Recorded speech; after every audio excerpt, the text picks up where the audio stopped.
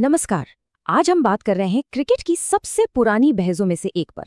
एक तरफ है एक खिलाड़ी का जबरदस्त टैलेंट और दूसरी तरफ है एक पूरी टीम की मिलीजुली ताकत।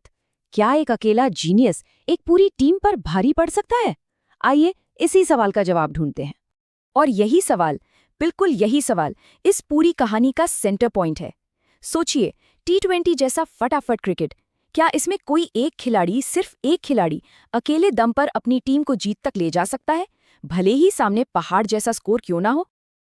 सनराइजर्स हैदराबाद और राजस्थान रॉयल्स के एक मैच में हमें कुछ ऐसा ही देखने को मिला। एक 15 साल के लड़के ने, हाँ सिर्फ 15 साल के, एक ऐसी सेंचुरी मारी जिसने इतिहास लिख दिया। लेकिन मैच का जो रिजल्ट निकला वो किसी ने सोचा भी नहीं था। तो चलिए आपको सीधे ले चलते हैं 25 अप्रैल 2026 को। जगह है जयपुर का सवाई मानसिंह स्टेडियम।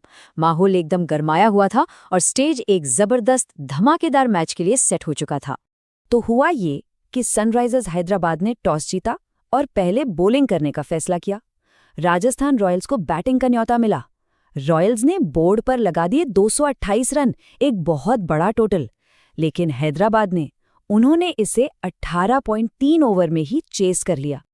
अब आते हैं कहानी के उस हिस्से पर जहां एक अकेले हीरो की बात होती है।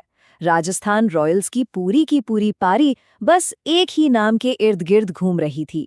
एक ऐसा खिलाड़ी जिसने उस दिन रिकॉर्ड बुक को फिर से लिख डाला। सबसे पहले तो ये देखिए, नाम है वैभव सूर्यवंशी। उम्र सिर्फ 15 साल। मतलब यकीन करना मुश्किल है कि इस उम्र में कोई ऐसा कमाल कर सकता है। और बात सिर्फ उम्र की नहीं है, पावर देखिए। अपनी पारी में पूरे 12 छक्के, मतलब बॉल को स्टेडियम के बाहर ही भेज रहे थे। और फिर आता है वो आंकड़ा जिसने सारे रिकॉर्ड तोड़ दिए, सेंचुरी, सिर्फ 37 गेंदों में। ये उस शाम की सबसे बड़ी, सबसे ऐतिहासिक बात थी। जरा इन नंबर्स पर नजर डालिए। 103 रन, वो भी सिर्फ 37 गेंदों पर।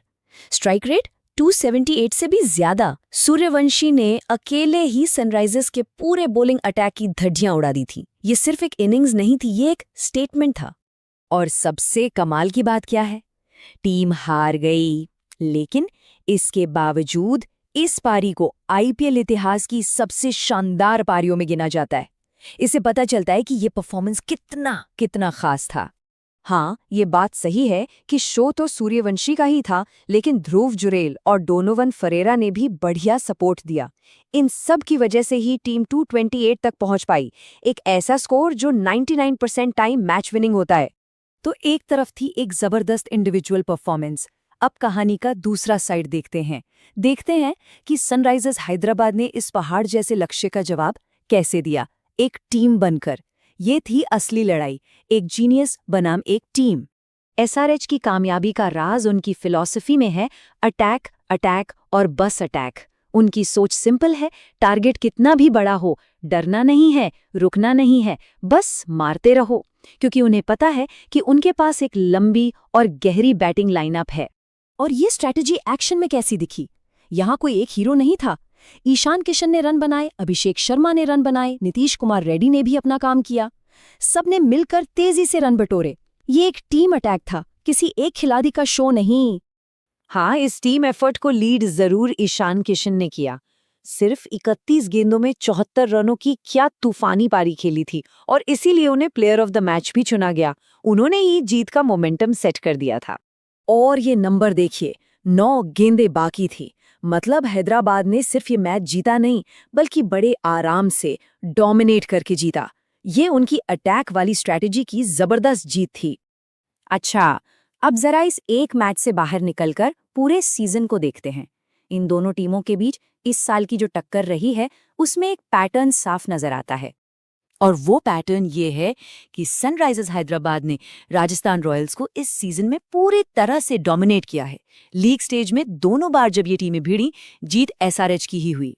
तो आखिर में इस एक मैच के नतीजे का पूरे टूर्नामेंट के पॉइंट्स टेबल पर क्या असर पड़ा, ये समझना भी जरूरी है। इस मैच के बाद की सिचुएशन देखिए। दोनों ही टीमें 5 जीत और 3 हार के साथ तीसरे और चौथे नंबर पर थीं। मतलब टॉप पर जाने की रेस कितनी टाइट है, और ये जीत हैदराबाद के लिए कितनी जरूरी थी। और देखिए, जब टूर्नामेंट आधा खत्म हो जाता है ना, तो हर मैच क्रिटिकल हो जाता है। हर एक जीत आपको टॉप 2 के करीब ले जाती है, जहां से फाइनल में जाने के 2 चांस मिलते हैं। तो दांव पर बहुत कुछ लगा था। तो वापस आते हैं उसी शुरुआती सवाल पर। T20 क्रिकेट के इस नए दौर में क्या एक खिलाड़ी का ब्रिलियंस अब भी काफी है, या फिर जीत का सिर्फ एक ही रास्ता बचा है, पूरी टीम का मिलकर बिना डरे अटैक करना? इस बारे में सोचिएगा जरूर।